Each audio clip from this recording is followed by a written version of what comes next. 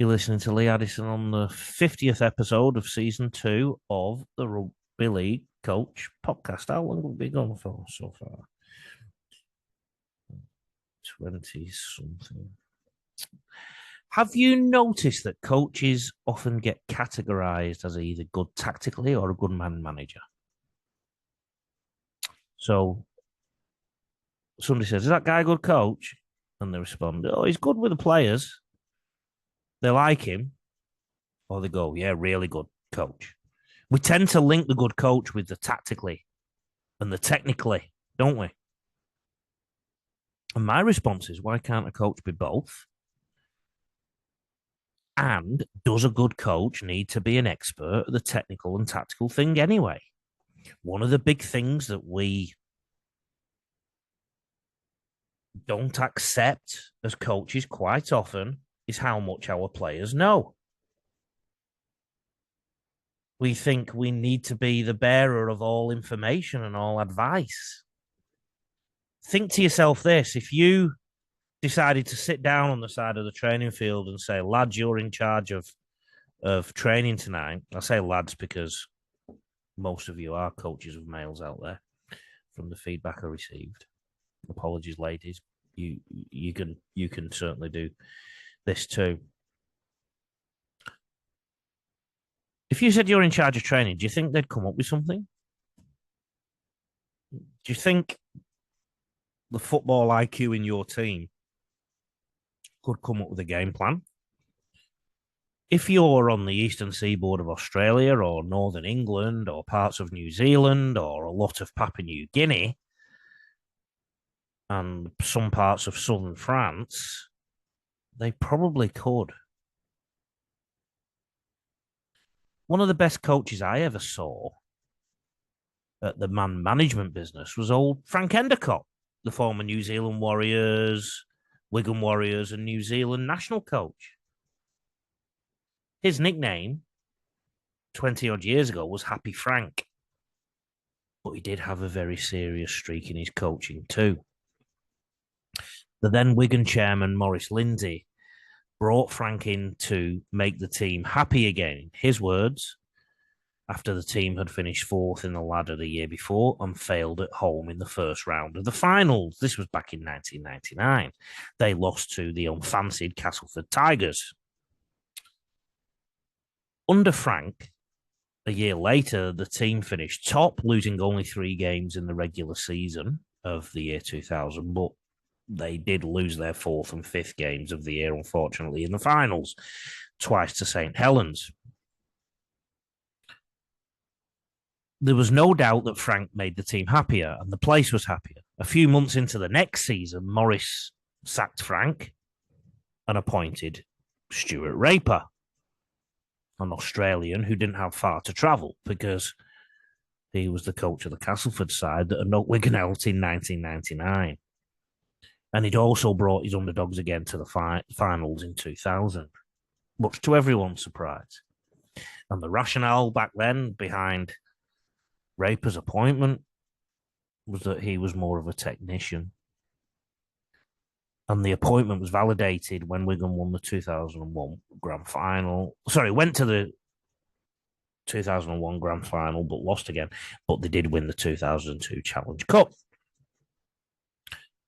So the late Maurice Lindsay, who I had the utmost respect for, was, in my opinion, definitely in the camp that thought a coach was either good tactically or a good man manager. So differentiating between the two. Probably didn't think many were both. Now, the irony of this is that a man who has been a star in the town that is the absolute adversary of Wigan, St. Helens, their main rivals, a man who was the star there once, has, as recently as 3-4 weeks ago, shown that you can be a great coach for many years, even if the public are told that you're not great tactically. Put your hand up if you are one of those who thinks Australia, Queensland, Canberra Raiders, South Brisbane, and St. Helens legendary player Mal Meninga is not a very good coach, but is good at managing the players. Put your hand up in your car or wherever you are listening to this podcast and admit that, if that's right. I'm going to tell you why I think Mal Meninga is a very good coach. He turned his hand to coaching in 1997. Did you know that his 53% win ratio over 4 years at Canberra has been a better win ratio than every single Canberra coach since then? Meninga left Canberra in 2001. Yeah, that back then was enough to make people think in the media that Mal wasn't a very good rugby league coach. And you don't have to go far to find people saying that. Now, you could come back at me and say, well, they won the comp in the early 90s and they were all conquering. I understand that. But he still had the best win ratio than every coach in the following 23 years. In late 2005, Meninga was appointed as Queensland State of Origin coach, and he's now regarded as the greatest and most successful coach in Origin history. That's all. Hang on a minute. Some of the people who talk on my social media as if coaching, all you got to do is get the players together, they can do the rest, is far too simplistic a thought process. Under Mal, they got 8 series wins in a row, as you remember. Unprecedented success. After that, became coach of Australia in late 2015. He's won 2 World Cups and also navigating a period where Australia are arguably at their weakest for generations. As I have gone on the record, I think the last Australia side was one of the worst I've seen.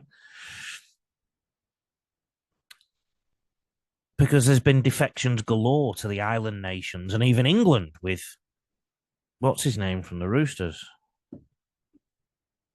My mind's gone blank. Victor the Inflictor, Victor Radley. And this still isn't enough for some people in the game.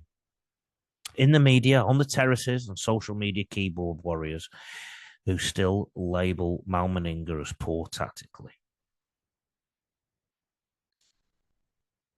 The so-called experts and self-appointed experts should take a deeper dive in what coaching actually means before they throw their casual labels around, in my opinion. I've been talking with several people associated with Australia and Mal Meninga since he was appointed. Namely, the players have coached in the past that are or were playing under him and the staff that are or were working with him. I also picked up some stuff about Mal Meninga from his Queensland time. Quite frankly, what comes back is that Mal Meninga is literally a world-class coach and leader. He gets it. He understands that players and staff need to be respected. Treats them like human beings. Treats the male players in his team like men. They are spoken to fairly and with respect, and especially with honesty. He understands that discipline of his players is key, but he treats them like adults. He isn't relaxed when it comes to discipline and standards. We underestimate Mal Meninga and other coaches like him at our peril. We underestimate any coaches that for some reason we don't think are technical coaches at our peril. And that's because players value the type of coach they play under in rugby league. It's something inherent in our sport, and it's probably because of its brutal nature as an invasion sport. If we really respect the person who is our coach, we'll literally probably run over hot coals for them. And if you're good with people, you can still make yourself a technician. You can make yourself a very good coach. There's people out there who coach things who know absolutely nothing about what they are coaching, but they just ask the right questions and get the coachees, the people that they are talking with or to come up with the answers.